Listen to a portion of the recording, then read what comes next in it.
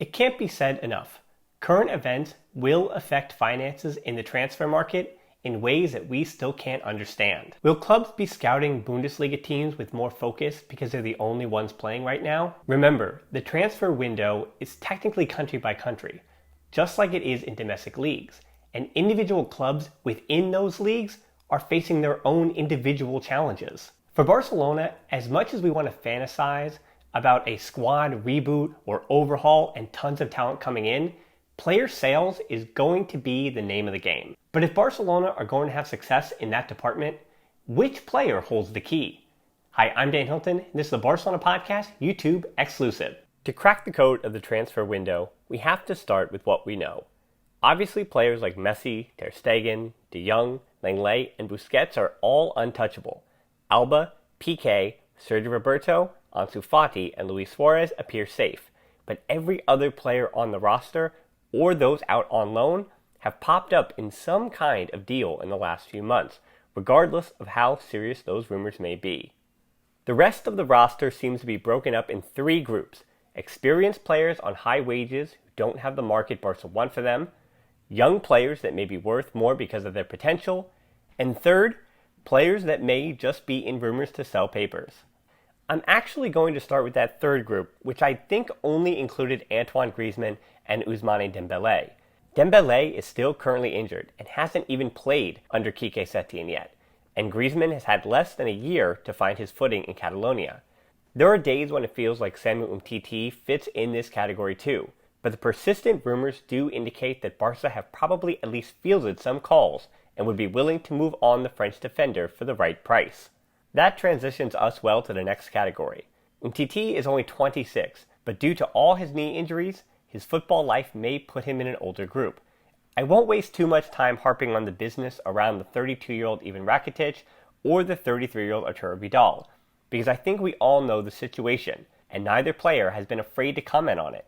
They know the club wants to sell, but the market for these two, especially on their wages, makes deals during this global crisis much more difficult.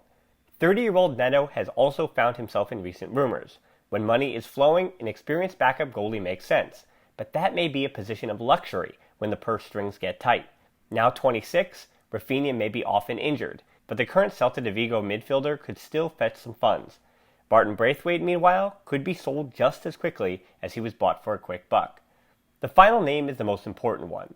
Philippe Coutinho is 27, and 70 million euros has been the number associated with his market value. There are also rumors that Barca want 80 to 90 million euros for him, but you quickly have to question how many teams could actually swing that for the Brazilian. Bayern Munich will not execute their purchase option for him, though that was always unlikely anyway. But after Bayern and Newcastle with potential new ownership, it's fair to be skeptical of any other rumors. According to ESPN, 70 million euros is also the amount that Barca need to raise in sales before the end of June, or they face some negative financial and disciplinary consequences. That's why all these other names keep popping up. You can't trust numbers until deals are done, but Nelson Semedo, even at 26, has the highest market value of this bunch, and would probably be Barca's fastest path to getting another team to agree to a fee somewhere between 35 and 50 million euros. Speaking of fullbacks, Junior Firpo's first year at Barca didn't go as well as it could have, and if another team is willing to pay 30 million euros for the still very promising 23-year-old left-back, I can't imagine the club saying no. Jean-Clair Todibo seems to be locked in at leaving for 25 million euros if he does return from Schalke this summer.